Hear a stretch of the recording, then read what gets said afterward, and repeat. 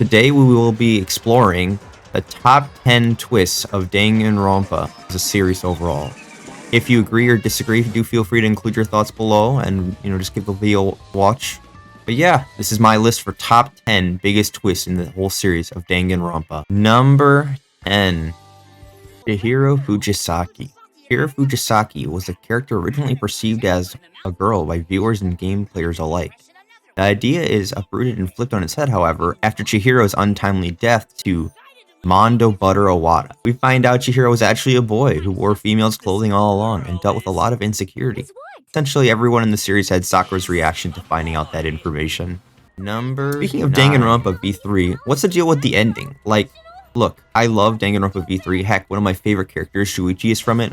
Seriously, the twist of nothing ever existed, it was all fiction, always bothered me personally. I love the series. To see them twist everything into a lie, as Kokichi would say, makes me sad to this day. I hope they can reverse this in a new Danganronpa game if they were to make one. I'll be honest, in Danganronpa 1, I didn't fully imagine when cameras existed and monitors existed, we'd be live streamed or recorded and sent around the world showing everything we ever did in the Academy, Island, or even in Danganronpa V3. So to find out our pain, loss, love, emotions, or just TV to the world at large is quite the twist overall. After all, everyone imagines they're going to be a Mr. Beast winner, cutthroat till the end, until you get in the cage and have to perform for the whole world. In the first game, Trigger Happy Havoc, and the anime, you could be confused if you didn't know who orchestrated the events of the Killing School Life.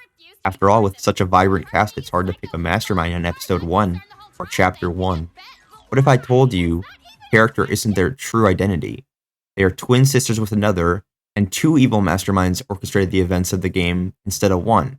Yeah, that seems pretty out there, pretty conspiratorial. That's exactly what happened. With Junko and Makuro, we only got to meet Makuro Junko, while the other Despair sister orchestrated what happened in the background. Your way of calling me a lie. Here's another twist for you. You heard that the surviving crew from Danganronpa 1, Makoto, and the others joined an organization, Fighting Despair. And the ultimate despairs.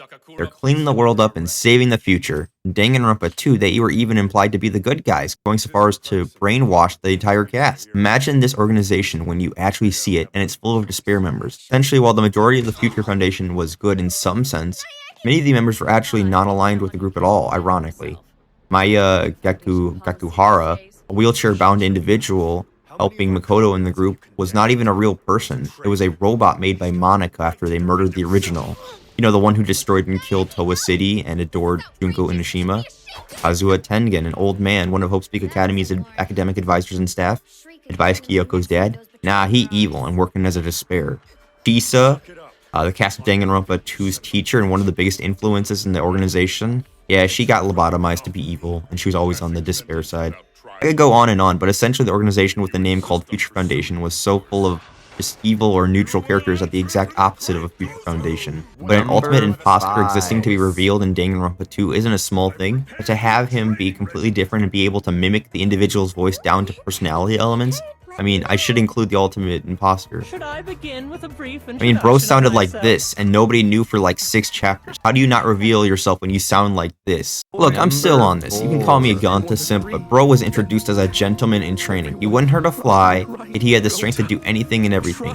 He loves bugs, animals, and everyone. But to go so far to have him kill by wiping his personality as he entered an AI world is crazy. What's crazier is that Ganta really had no clue he had even committed a murder, going so far as to help us solve the case in the class trial and during the investigation, being in shock that he committed a murder. Number 3. Okay, it's Chapter 5, Danganronpa V3. Kaido is kidnapped by Kokichi and it's causing problems. You get in there to discover a dead Kaido or a dead Kokichi, or both. You get no info. And in the trial, you're debating a robot, Existal, with voice modules, mimicking both who aren't even there and not sure who's actually even alive still. Not to mention, Maki shot a poison arrow at both of them. You need to go on about how much more mind twisty can you get in one trial. Number 2. You boot up Danganronpa V3. Saw the news. First Danganronpa mainline game with a female protagonist, Kaede Akamatsu. You start and enjoy a prologue in Chapter 1. You've had free time, you've made initial connections, including liking a few characters, and wham! Bantaro is murdered. We get to the trial, and as we're discussing, we switch POV to Shuichi Saihara. All of a sudden, he then starts pushing Kaede Akamatsu, your character, saying she's the killer. And you find out that you're the murderer all along, and your original character is going to be punished in punishment time. A twist I've always been a fan of was Danganronpa 2's mastermind twist. No, I'm not talking about Junko, although it's always Junko Inoshima. I'm talking about Izura Kamakura. Yes, Queen. We need to spend the whole game playing as Hajime Hinata, an amnesiac who can't remember his talent, only to find out he's talentless. He always wanted to be like the other Ultimates and have a talent. He desperately wanted to not be normal, and not the only talentless individual on this school trip. In the end of the game, it's revealed after learning he's talentless, getting beaten down, he actually did have talents.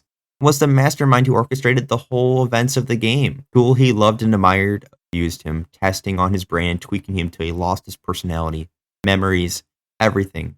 But when it comes to the talents, they shoved all in existence into him. He was meant to be a perfect individual, not feeling emotion. So the twist of you're not only the mastermind, but you don't exist and caused your friends to die and suffer is quite a twist.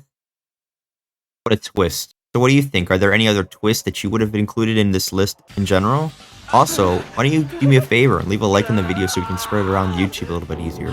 Consider becoming an ultimate today. It's really appreciated.